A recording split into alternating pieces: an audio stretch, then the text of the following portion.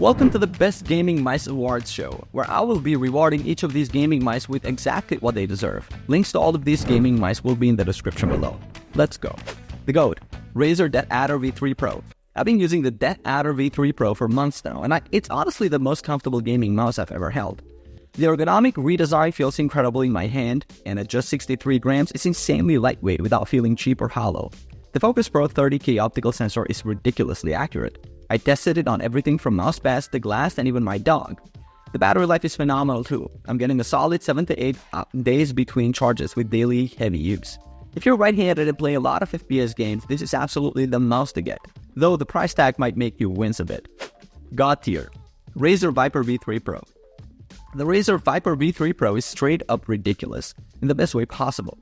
At just 54 grams, this thing feels like you're moving air across your mousepad.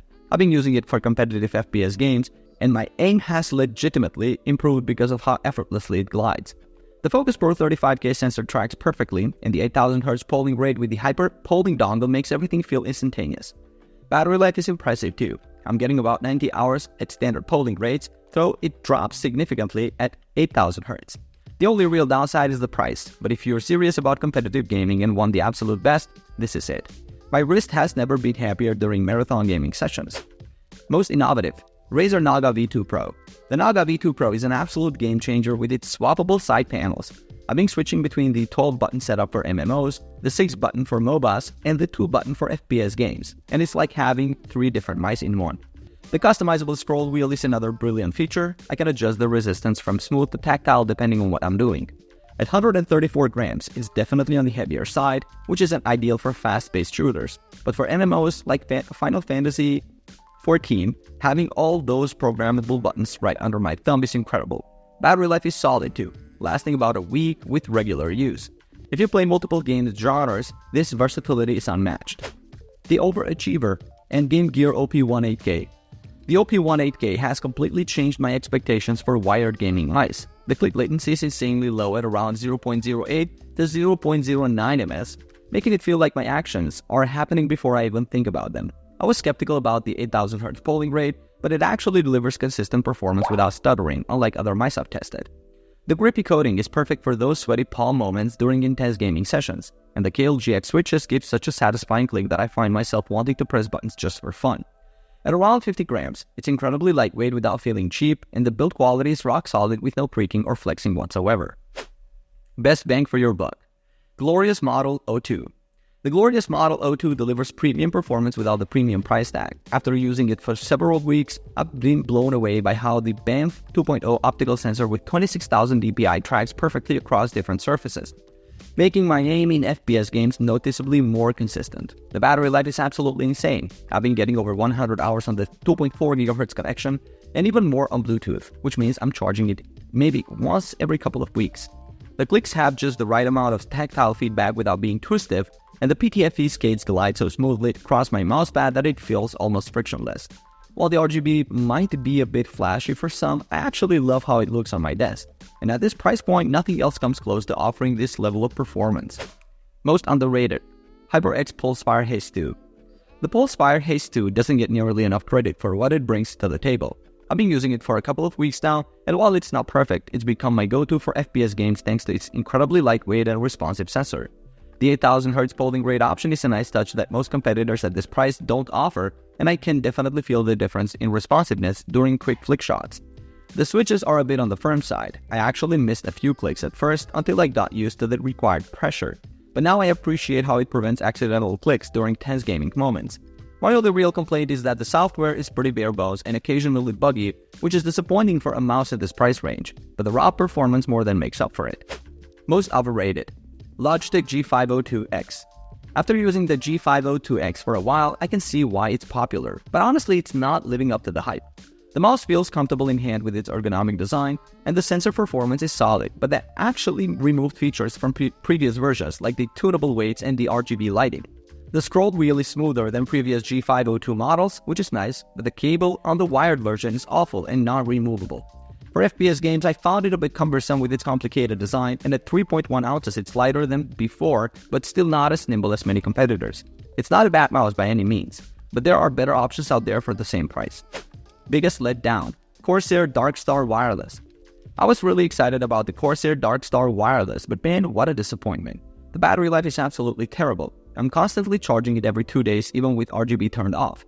Nowhere near the advertised 65 hours. I've experienced frustrating connection dropouts where the mouse just stops tracking for a second, completely ruining gameplay moments. The left mouse button has this annoying squeaking sound that you can actually feel when pressing down. While I do like the 6-button layout for MMOs and the sensor performance is excellent, the $170 price tag is way too steep for these issues. For that kind of money, I expected much better quality control and reliability. Shut up and take my money. Lamzo Maya X. The Lamzo Maya X absolutely blew me away. This thing is worth every penny. At just 47 grams, it's incredibly lightweight without feeling cheap, making it super easy to flick around in FPS games. The build quality is phenomenal with a comfortable ambidextrous shape that fits my hand perfectly. The clicks feel amazing with their optical switches, and the sensor performance is flawless even at the 8000Hz polling rate. After a couple months of daily use, it's completely transformed my gameplay. I even hit my best rating in CS2 after switching to it. The stock skates are smooth right out of the box, and the battery life is impressive at around 40 hours on 2K polling rate after the latest firmware update. If you're looking for a new gaming mouse, just stop searching and get this one. Trying too hard. Alienware Pro Wireless Gaming Mouse. When I first got my hands on the Alienware Pro Wireless, I was impressed by its sleek design and lightweight body at just 59 grams. The 4000Hz wireless polling rate sounds amazing on paper, but honestly I couldn't tell the difference from standard mice in actual gameplay. Battery life takes a serious hit when using that high polling rate too, dropping from 120 hours to just 32 hours. The magnetic force key plates are a nice touch to prevent stuck keys, but the lack of a DPI switch is frustrating, especially when the Alienware Command Center software kept crashing on me. For $150, I expected better build quality. The creaky construction left me concerned about long-term durability. You tried award. Corsair M75 Wireless. The Corsair M75 Wireless feels like it's trying to please everyone, but ends up being just fine. I appreciate the ambidextrous design with buttons on both sides, but as a right-handed user, I kept accidentally hitting the right side buttons even with the flat covers installed. The 26,000 dpi sensor tracks well enough, and the battery life is decent at 65 hours with RGB on. The PTFE feed give it a smooth glide, and the optical switches provide nice tactile feedback, though they're a bit on the louder side. At this price point, I was hoping for something that would truly stand out, but instead got a solid, reliable mouse that doesn't excel at anything particular. Just a generic-looking symmetrical shape that's surprisingly comfortable. Looks cool does nothing. Asus ROG Keris 2 Ace. The Asus ROG Keris 2 Ace immediately caught my eye with its sleek design and ultra-lightweight 54-gram body. The 4000Hz polling rate sounds impressive, but in real-world gaming I barely noticed any difference from standard mice. Though micro-adjustments did feel smoother. The ROG 100M optical micro switches have a satisfying pronounced click that I actually enjoyed. Where this mouse disappointed me was the DPI performance. Tracking looked great, up to 3200 DPI, but anything higher started to jitter and look irregular, making the advertised 42,000 DPI maximum completely unusable. For gamers with longer fingers like me, the compact design wasn't particularly comfortable for extended sessions. It looks fantastic on my desk but doesn't deliver the performance to match its appearance. Alright guys, thanks for watching. I hope you liked the video. For more videos like this in the future, remember to leave a like and subscribe. Alright, peace out.